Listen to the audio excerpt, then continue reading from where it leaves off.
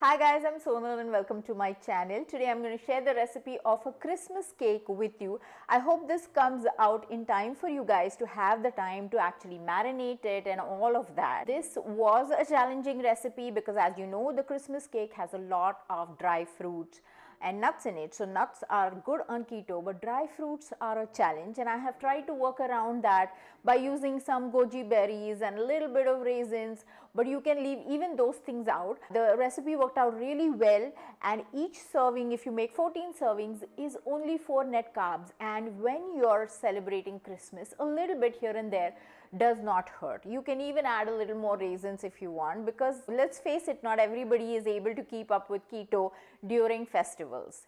But anyways, try this recipe out because it is not only sugar free but it's also a healthier recipe. So first we're going to soak all our nuts and dry fruits. Here I have 1 tablespoon of goji berries, 2 tablespoons of cashew nut pieces, and 10 walnut halves which I'm breaking with my hand.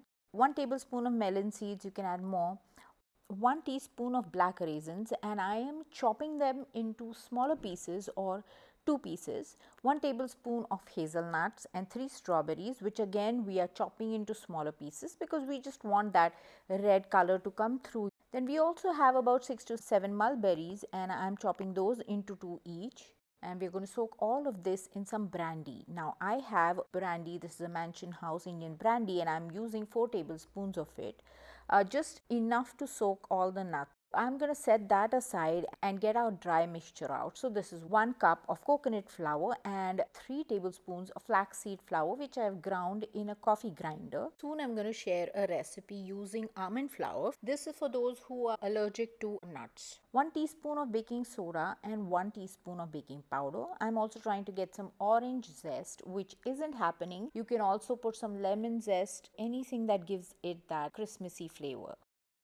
Here I have 1 stick of butter or about 100 grams of butter, and I'm adding all of my soaked nuts and seeds and dry fruits into it. We have started the burner, so we are going to reduce that. In the meanwhile, I've also added 1/3 cup of sweetener. So I've taken powdered erythritol and 1/4 cup of coconut oil. I forgot to switch on the camera at the time so you don't get to see it. So I've taken some cinnamon stick, about 3 cloves, 2 cardamom pods, and you can add more. So my husband doesn't like the flavor of cinnamon as much, yeah, so I'm using just 2 sticks, and I'm also straining it, and we're going to let this simmer for about 10 to 15 minutes to a point where the liquid is just covering the fruits and the nuts. Since it was such a small quantity, it doesn't grind that well. I'm adding also 2 more tablespoons of erythritol to the blender to kind of blend the spices even better. And now I have that powder, I've added that, and I've simmered this or reduced it for about 12 minutes. I've also added 2 teaspoons of stevia powder because I like a blend of both of these, half a teaspoon of nutmeg, and now we are going to completely cool this down, 5 eggs, and half a teaspoon of ginger powder. So these are things that were going to be ground in a different way, or they were already pre-powdered. And that's the reason I didn't add it to the coffee grinder at that time. Now we've prepped our pan. We have used some coconut oil to stick the parchment papers to the sides and the bottom, so it'll just hold them better.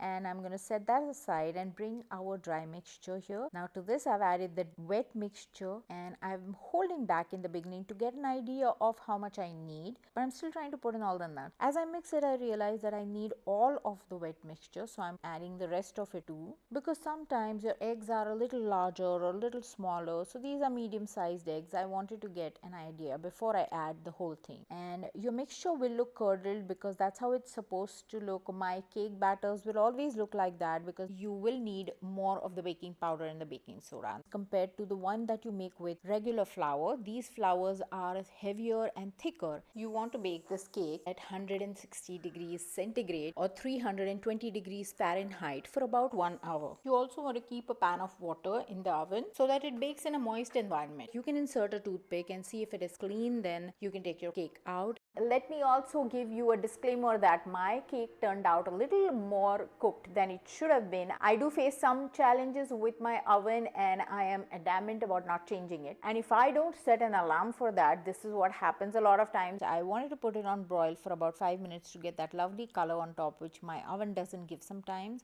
And look what happened, it kind of stayed there for 7 minutes. So the color is a little darker than I would wish, but the recipe, regardless of this, it's going to turn out perfect and you're going to love it. After I got it out, I have poked it about 20 times around, and then I have added some of the leftover brandy, which was about 4 tablespoons or so. Fortunately, because of broil, it was dark only on top, so the rest of the cake was perfectly fine and it did not taste burnt at all. So I got rid of the burnt cashews and I put some slivers of almond, and it looks beautiful. It's going to rest for another week on the counter, and I'm also going to feed it some wine next week and then let it sit for another 2 to 3 days, and that's when it's going to be ready to cut. So I'm separating it. I'm going to cut this into about 14 pieces so that I get about 4 net carbs per piece. Let me just plate it out for you. I'm also going to make a glaze for this. So I'm making a cream cheese glaze. We have tried to keep it not too fatty. Cream cheese goes with most of the cakes, and it especially goes well with coconut flour cakes because coconut flour is a very light cake. Here I have 3 tablespoons of butter, to which I've added 3 tablespoons of whipping cream. You can add any cream that you can find. 3 tablespoons of cream cheese. We're going to warm this and let it melt. I have added 1/4 teaspoon of a sweetener. I've used stevia here. You can add any other strong sweetener or a little more. Give it a taste. A pinch of salt will work well with this, and 1/4 teaspoon of vanilla essence. You can add other essence of your choice. You can add something with a cinnamon flavor. I'm whipping it or whisking it to make it smooth. You can put it in a blender and then fill it in a bottle with a nozzle so that you can pipe it easily on the cake. You can serve it in the bottle itself, and of course depending on how it looks on your Christmas meal table. If you make this recipe for Christmas, don't forget to let me know.